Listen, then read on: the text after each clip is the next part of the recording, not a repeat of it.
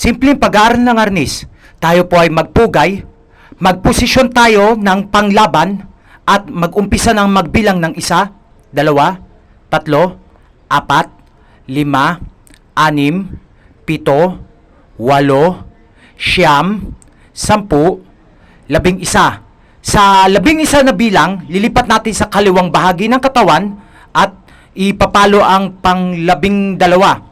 Ngayon, 1, 2, 3, 4, 5, 6, 7, 8, 8, 9, 10, 11. Sa 11, lipat na natin sa kanang bahagi ng katawan at isusunod ang 12. Ayan po. Ngayon, ito po ang 12 na palo-palo na bilang sa ating palabas na ito. Naway sana'y may natutunan po kayo sa pangatlong bahagi ng ating palabas na ito at sana po